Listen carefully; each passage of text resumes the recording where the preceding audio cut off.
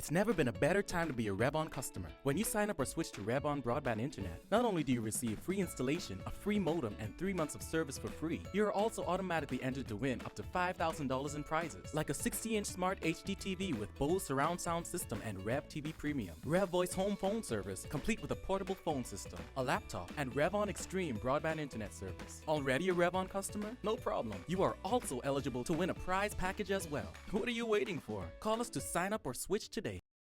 Good evening, Bahamas. You're tuned into MB12, broadcasting from Cable 12 Studios on Robinson Road. Coming up tonight in news, business owners say the looming value-added tax regime could do more harm than good.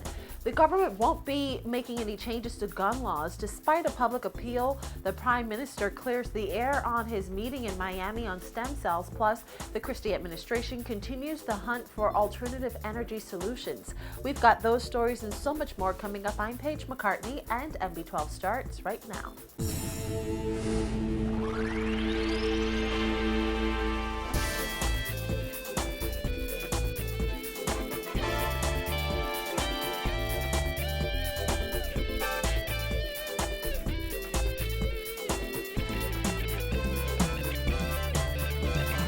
Welcome once again to MB12. 1 month after new and increased government fees sent some pockets of the business community reeling, a leading businessman now fears the introduction of value-added tax without much better consultation could send the Bahamian economy into convulsions.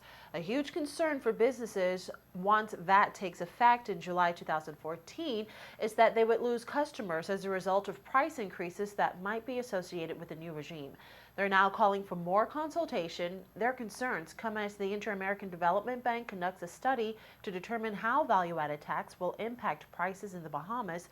Fanique Toot has more.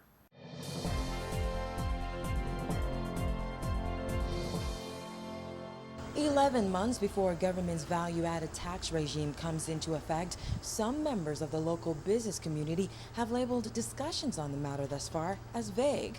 Both Sky Bahamas CEO Randy Butler and Superwash President Denicio de Aguilar say while they're happy there has been dialogue between government officials and business owners on VAT, it's still a complicated issue that most Bahamians still don't understand.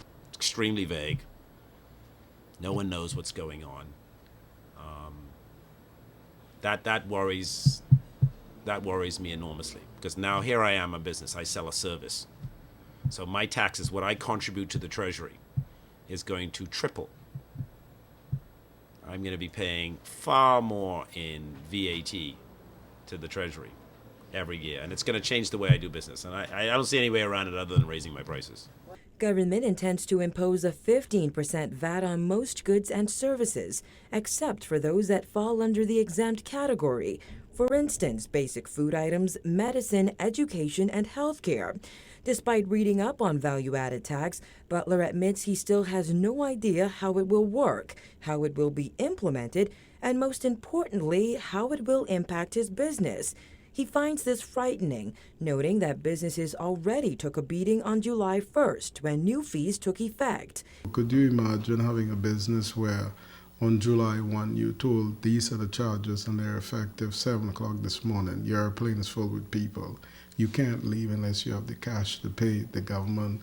Two top concerns for businesses going into the new VAT regime are losing customers as a result of any new price increases associated with the change and the impact of compliance on their bottom line. You have to change the whole way you do business. So now Superwash, when we sell a token for $1.75, we're going to have to add 15%.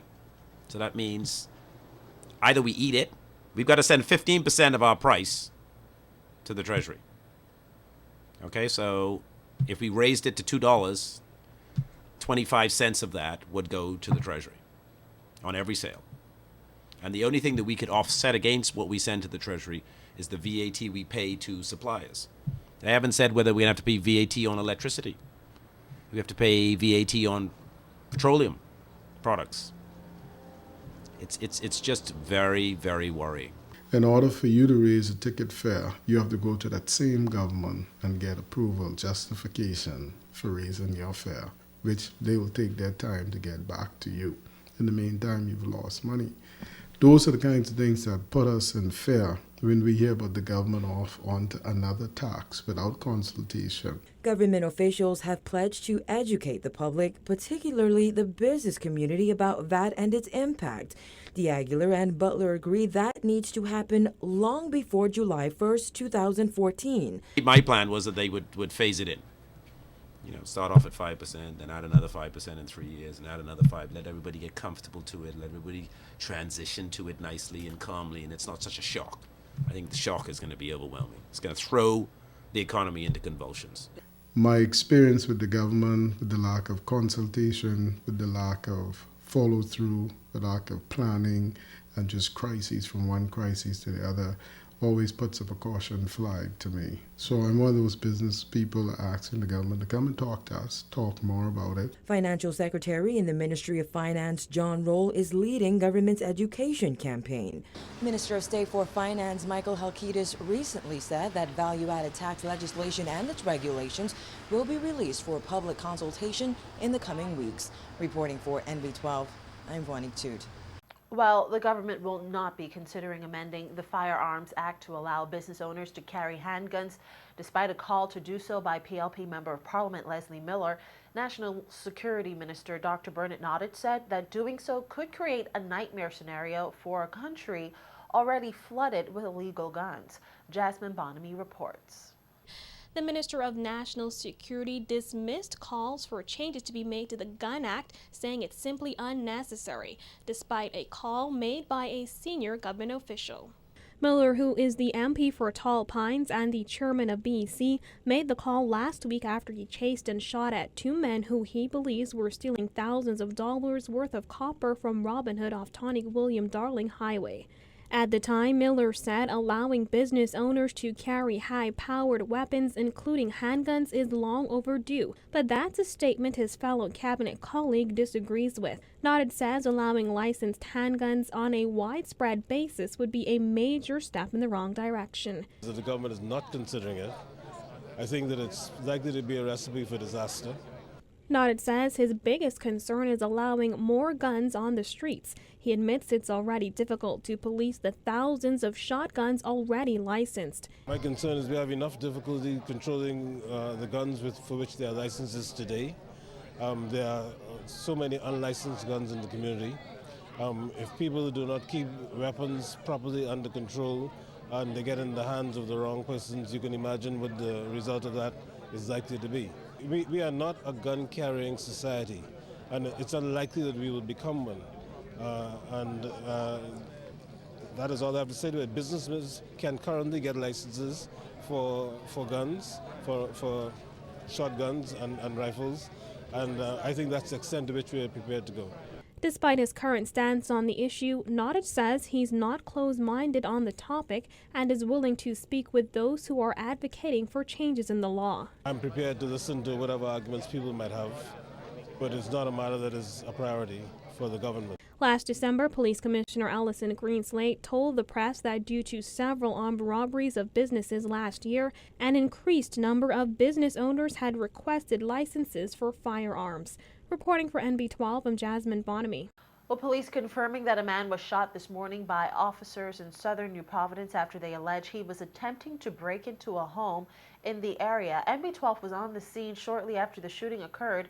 ASP Anthony Curtis, second in command of the Carmichael Road Police Station, says officers responded to a call about a housebreaking when they encountered the suspect. According to Curtis, the suspect allegedly pulled a knife on the officers, who in fear of their lives opened fire on the suspect. When our news team arrived, several senior police officers were in the yard of this green and yellow home. Those officers stood over the suspect, who was lying on the ground to the rear of the home, before he was loaded onto a stretcher into an awaiting ambulance. And up to airtime, the suspect was listed in stable condition in hospital. Well, Prime Minister Perry Christie clarifying the purpose of his recent trip to the University of Miami to discuss stem cell research, explaining the Bahamas is working to establish a partnership with the university. Christina McNeil was there as he briefed reporters outside Cabinet this morning. Here's her report. So far, the Prime Minister says meetings with the University of Miami have exceeded his expectations. Now, Christie says the government is seeking to form a committee to determine exactly how the Bahamas government and UM can work together for their mutual benefit. Christie says that committee will include a number of local experts.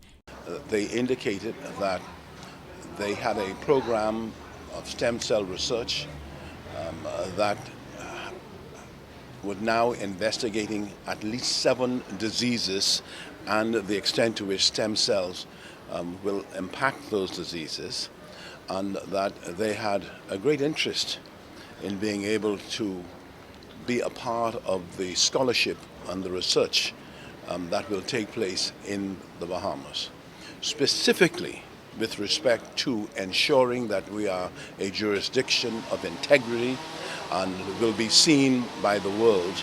Obviously, for the Bahamas, we begin with the Chief Medical Officer and Dr. Glenn Beneby, who were part of it, but there were people on the task force who, depending on their availability, there are others in the country, there are lawyers who will be on it. Christie says it is a common practice to consult experts to assist in the regulation of a particular field, and the people who have proposed to conduct stem cell research have all had association with various universities. Last week, opposition leader Dr. Hubert Minnis said the trip raised more questions about the stem cell research and therapy bill before Parliament. He also questioned exactly what role UM would play in the Bahamas stem cell industry and why the partnership was not sought before government brought the legislation to Parliament. Minnis claims the government is running to Miami in the wake of heavy criticism from the Free National Movement about the legislation. Here's what the Prime Minister had to say in response to those comments. Dr. Minnis is out to lunch. Dr. Minnis has made some tactical errors in this. He describes himself as a man of science, and then throughout his entire speech he contradicts that proposition that he is a man of science. And so, but I will be able to demonstrate that painstakingly on Wednesday if I'm allowed to speak. Then the leader of the opposition says, oh, we are unable to monitor and unable to qualitatively assess and unable to determine this science, and which minister is a microbiologist and which minister is an ethicist and which, well, what I want to tell him is 20, 30 years ago, the government of the Bahamas entertained very sophisticated industrial processes and Freeport, developing components of all sorts of drugs in Freeport, and there was no minister who was an expert in it. Christie says the Bahamas has taken the right approach in taking precautions and seeking to regulate the industry. It is one where we have exercised a very safe and secure approach to delivering this product, knowing that we could not take the approach of allowing an unregulated industry to develop, and instead to put in place a properly organized, properly scrutinized, and properly integrated in terms of world research regime in the Bahamas. And I'm happy to say we are on our way to doing that.